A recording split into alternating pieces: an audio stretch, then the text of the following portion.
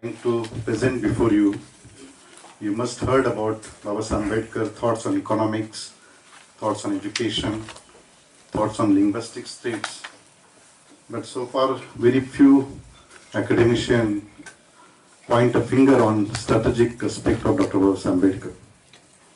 Hardly any defense analyst, hardly any strategic analyst referred Dr. Ambedkar as a strategic thinker or referred his thoughts while conceptualize security discourse, whether it is internal as well as whether it is external.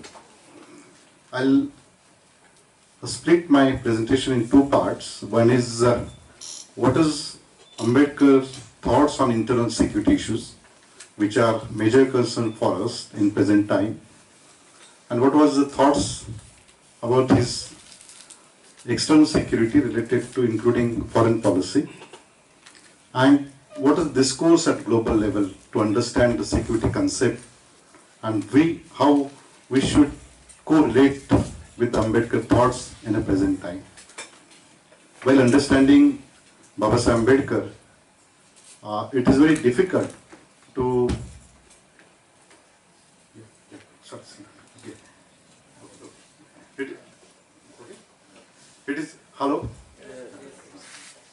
it is very difficult to theorize his thoughts in a present time because the literature is there, the kind of content is there, but recognition by the strategic experts, by the defense analysts has not given, and to some extent we people also are responsible, but I'll leave a part of that. While dealing with the internal security, what was the major contribution of Dr. Ambedkar? There are 4 important issues. When we said that India is the only country which has maintained its unity and integrity from last 7 decades. Look at our neighboring countries, including Pakistan. Look at Nepal, look at South Asian countries, or in Africa. Those nation states got independence after Second World War. What is their status? What is their standing? Where they are? And a country like India, where we had a different kind of diverse population, we have a different kind of differences among all our individuals, but still we are growing hard. We are playing important role not only in South Asia but at the global security environment. And strategic experts claim that. Why it is happening? It is happening because the Indian youth, science and technology, and other culture, Indian culture is responsible. But being as a student of defense and strategic studies, let me say to everyone that why India is maintaining its unity and integrity from Kashmir to Andaman Nicobar, because the constitution provision made by Baba Ambedkar for maintaining integrity, security, and that provision so far has not discussed by strategic experts. People talks about directive principle, people talks about fundamental rights, but there are 3 important emergency provision, and that emergency provision from my point of view is very important to understand the India's unity and integrity from 1950 to 2019. We had an issue in Khalistan movement in the 80s. We had a 4 war with the Pakistan in the name of Kashmir. We had a problem in Northeast. Entire 7 Sisters was disturbed. We had an issue related to language, culture, South versus North. There was a water dispute between Karnataka and Tamil Nadu, and so on. Having said that, what is the beauty of the Indian population, Indian culture to maintain unity and integrity? Dear friends, when Ambedkar argued in a Constitutional Assembly debates, you look at the Constitutional Assembly debates, when this Article 356, Article 352 and Article 360, when it enshrined in the Constitution, I will not deal with that, what is Article 352 and what is Article 360, but these are the 3 important articles. 352 talks about any external aggression, That time President can use Article 352 and declare national emergency. Article 360 talks about financial crisis, then President can declare 360 and declare financial emergency. But Article 356 is very important. That article says that any state failed to maintain a political stability, or any group of people wanted a separate identity in the name of or regional, in the name of language, in the name of caste, in the name of culture, if that state wanted separate identity in the, or separation, then governor can use Article 356 and declare a state emergency for 6 months and later on extended by the parliament approval. Dear friends, Kashmir is with us, having 4 wars with Pakistan, because whenever we need it, we declare a state emergency. We manage Khalistan, Punjab with us by applying Article 356. We manage entire Northeast. Yesterday someone pointed out figure that APSA is a draconian law in Northeast. But we managed successfully because of the Article 356. And what was the stake of Article 356 of Baba Ambedkar? When it came in a constitutional debate, that time people talked, particularly they opposed to the Baba Ambedkar, and Baba Ambedkar said that this Article 356 is a dead letter in Indian Constitution. This Article 356 is a dead letter in Constitution. However, this will be only article which will protect India's unity and integrity. And again, he warned, wherever Article 356, at that time this was a 255, whenever governor want to use Article 356, that time governor has, or governor here, she has to, her or his, used to consciousness, and it should not use for the political means. Dear friends, I am not saying that some extent Article 356 was misused by the government machinery, but at the same time, this was the only article which is protecting India's unity and security from 1950 to 2009. Then, second important point, particular marriage to internal security, Baba Ambedkar argued and he suggested the second capital of Hyderabad. Very few people talks about what is the importance of second capital. Why second capital proposed by Baba Ambedkar? He said that look at the India divided in 2 parts. One is north and one is south. And south versus north is a historical crisis in the name of language, in the name of race, in the name of culture. And if you want to bond together, you have a second capital for 2 reasons. One is administrative point of view and one is a security point of view. And he also pointed out that look at the history, entire attacks come from northern side, northern border is not safe, and for administrative point of view, the south people can understand the capital is nearby them, so we are with them. So he suggested a second capital at Hyderabad. And look at when parliament, we had a parliament attack. That time, session was in, session was there. If that attack could success, what was the entire temple of democracy could be happen, you just realize. Then he also asked about the, he said that the Bombay is, initially he identified that Bombay should be a second capital, but because of the naval capability that time was very poor, he said there is a possibility threat from neighboring country, and he suggested Hyderabad. So he has not suggested, although Bombay is a second, means economic capital, but he has not suggested Bombay should be capital, second capital. So he suggested Hyderabad. So this is a untouched issue in security discourse in terms of the internal security. We are not discussing that. Then yesterday someone has discussed about one value, one state, one language, single judicial system, single administrative system. This is due to this constitutional provision we are maintaining unity and integrity. Look at the liberation of Goa. During that time, that was the time, it was very easy.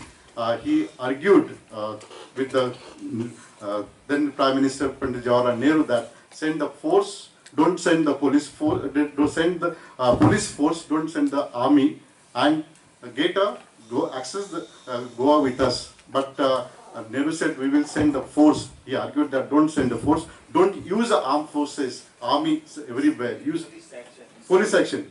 So, military action. So he says the police action is necessary. This is because look at the strategic location.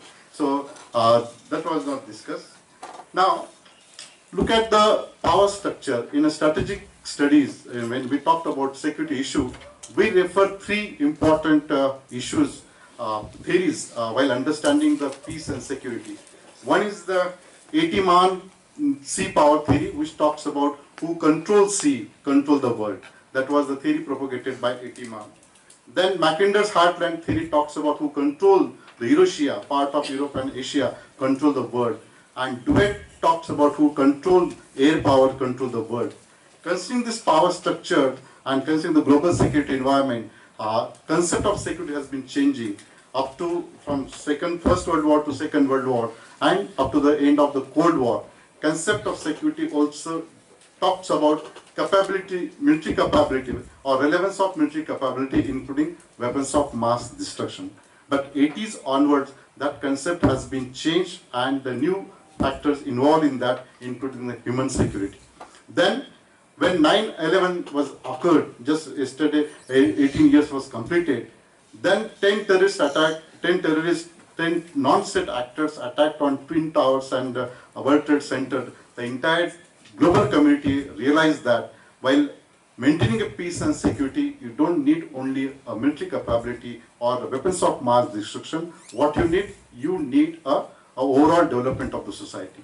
So this has changed in the parameter, and what about Ambedkar focusing on that, the defense, earlier speaker said that defense was the non-productive plan, and defense expenditure and other things, how we link with that. So considering this point, look at what was the stake of Baba Ambedkar on foreign policy. There are 5 important issues while dealing with the Baba Ambedkar foreign policy. One is geographical factor, second is coexistence, third is the Seattle, fourth is the Panchashil, and fifth is the Kashmir.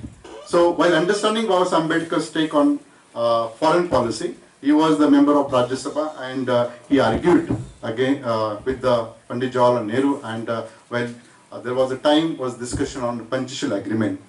We had a good opportunity before that today we are trying to, next month, probably this month, our Prime Minister will go in the United Nations and will ask the global community, look at the India's economic growth, look at the India's military capability, look at India's population, and give us a permanent membership in the Security Council. But dear friends, that was the time, due to the Cold War period, it was an opportunity for us that United States of America offering us to become a permanent member in Security Council. But due to the lack of strategic vision, we offer the permanent membership to the China from Asia, and we lose that opportunity. And after 7 decades continuously, we are begging claiming that we need a permanent member in Security Council with the help of, considering the 3 important factors: population, military capability, and global status. So this is we miss opportunity because of the lack of strategic vision. And Dr. Baba Ambedkar argued in 1954 how we are implementing our foreign policy. He said that geographical factor is very important to understand the foreign policy. If you maintain a good relation with your neighboring countries, then you can play important relation. You cannot rely on external actor who can help you. What is important? Important to maintain a cordial relation with your neighboring country. Then, before that, what important contribution of Baba Ambedkar when he became a War Council member, advisory member in 1941. That was the time of the Second World War, and he used the slogans for Mahar community to join a Mahar Battalion. First, he did it. What is his important contribution? He revived the Mahar Battalion. Before that, 1818, 100 years, just 2 years back, we completed 100 years of the Mahar Battalion issue. But Mahar Battalion, when he revived, he gave a slogan that Mahar should join a Second World War. They should join an army, And he's worried about that. If Hitler could success, then there will be a challenge for the democracy. And he revived Mahar Battalion, and even today there is a Mahar Battalion in Indian Army. Then in his contribution when he was a member of, he was an advisory committee member and war council member. He also framed a different policy which is related to defense and security. Most important issue related to geographical factor and coexistence. He said that adoption of the principle of coexistence is not quite proper for India, because that time the Cold War era was there, and Nehru initiated the idea of non-alignment movement and in a coexistence, and the 5 principles of the Panchashil, which talks about cooperation, coexistence. So Baba Ambedkar argued against the Nehru, and he said that can communist and free democracy work together? Can they live together? Because the communist regime are really implementing the democratic value. That was his concern. He was not against the idea of the communist, although he talks about the thought, but he said that can we really give the justice to the unturned society? So that was his first challenge.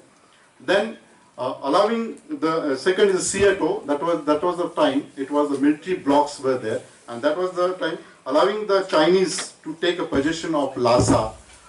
It was a warming bell for India. And when Nehru gave a chance to Chinese to occupy the territory at Lhasa, then that time it was our defense product. We considered that defense is a non-product plan, and we were thinking that our neighboring country, China, could not be attacked. And when we had a war in 1962, we lose the land around 90 square kilometer. Even today, the 35,000 square kilometer land claimed by the China. And today, India is the only country in a global security environment or in global map where 2 nuclear neighbor states are surrounding. Look at the global map.